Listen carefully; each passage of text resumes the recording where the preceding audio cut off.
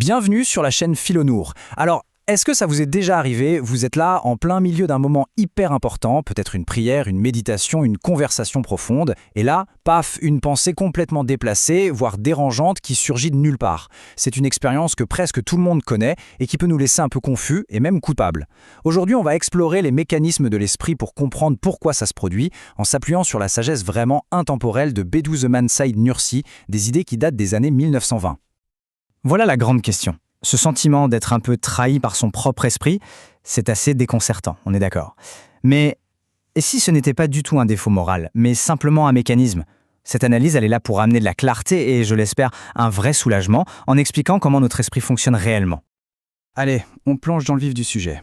Le tout premier concept fondamental à saisir, c'est que notre esprit fonctionne sur deux niveaux bien distincts, et une différence absolument cruciale entre l'origine d'une pensée et la forme qu'elle va prendre.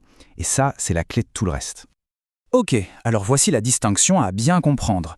Imaginez les intentions pures, les significations qui viennent du cœur. Eh bien, elles sont abstraites, elles sont nues en quelque sorte. Elles n'ont pas encore de forme. Pour qu'on puisse en prendre conscience, elles doivent passer par ce qu'on pourrait appeler l'atelier de notre imagination. Et c'est cet atelier qui va les habiller avec des images, des sons, des sensations. Et ça nous amène directement au premier grand principe pour apaiser toute cette anxiété. Une pensée pure peut se retrouver juste à côté d'une image impure sans pour autant être souillée. C'est une idée qui est, vous allez voir, incroyablement libératrice. Le point crucial, il est donc là. On commet une erreur fondamentale. On confond le simple contact entre un sens pur et une image un peu sale avec une fusion complète. On croit que la pensée a été contaminée. Alors qu'en réalité, pas du tout. Les deux éléments sont simplement restés côte à côte, un peu comme deux voisins dans le même immeuble. Ils ne se sont jamais vraiment mélangés. Et c'est cette confusion qui est la source de notre sentiment de culpabilité.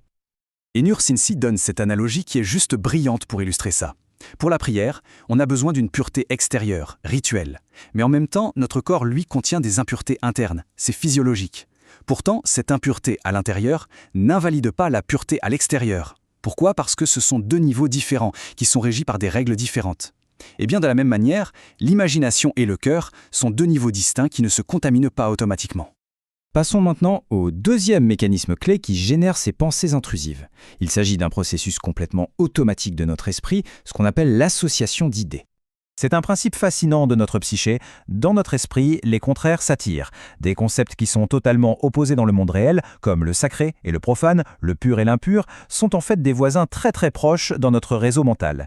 Du coup, penser à l'un peut très facilement et de façon quasi automatique déclencher l'autre. Voilà comment se déroule ce réflexe mental qui est complètement involontaire. On se concentre sur une pensée sacrée et l'esprit, par ce mécanisme d'association des contraires, va tout de suite chercher son opposé. Et hop, une pensée profane surgit. Ce n'est pas une défaillance morale, c'est un processus mécanique, presque comme le réflexe du genou quand le médecin tape dessus. Bon, maintenant qu'on a compris les mécanismes, on va voir comment ça se traduit en une solution claire et concrète. La façon de gérer ces pensées, elle est en fait assez contre-intuitive. Voici la fameuse boîte à outils. Le point le plus important, c'est le non-engagement calme. Si on panique, on donne de l'importance à la pensée. Si on l'analyse, on renforce la connexion mentale. La solution, c'est simplement de la reconnaître sans jugement et de rediriger doucement son attention vers ce qu'on est en train de faire. Et la raison psychologique derrière ça, elle est toute simple. Chaque fois qu'on accorde de l'attention à une pensée intrusive, on est en train de renforcer le petit lien mental qui l'a fait apparaître. On nourrit ce chemin neuronal. À l'inverse, en l'ignorant, on laisse ce lien s'atrophier, s'affaiblir. Une association qui était juste passagère peut devenir, si on s'y attarde trop, une habitude vraiment puissante. Pour conclure, revenons au message le plus réconfortant, le plus libérateur de toute cette approche. Cette distinction fondamentale entre les différentes parties de notre être. Cette citation est une puissance waouh. Elle sépare notre identité profonde, notre cœur, de la fonction qui est juste périphérique et mécanique de notre imagination. Le problème ne se situe pas au centre de notre être, mais à la périphérie. Autrement dit, ce n'est pas un problème de foi ou de moralité, mais juste un petit bug de notre machinerie mentale. Ce graphique, il résume tout. Le véritable poison, ce n'est pas la pensée intrusive elle-même. La plus grande partie de notre souffrance, elle vient de notre réaction, la peur, la culpabilité et cette croyance erronée que la pensée a une signification profonde sur qui on est. Le problème, ce n'est pas l'invité indésirable qui sonne à la porte, mais la panique qu'il déclenche chez nous. En fait, ces pensées ne deviennent potentiellement nuisibles que sous deux conditions. La première, c'est si on les appelle volontairement, si on les cultive. La deuxième, c'est si, même quand elles arrivent toutes seules, on s'y attarde, on les analyse et on leur donne un pouvoir qu'elles n'ont pas. La responsabilité, elle ne se trouve pas dans leur apparition, mais bien dans notre engagement conscient avec elles. Et on termine là-dessus, avec cette question.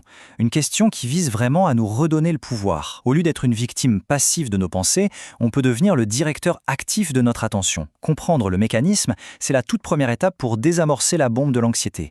Et au final, le choix de ce que l'on nourrit dans notre jardin mental, eh bien ce choix nous appartient.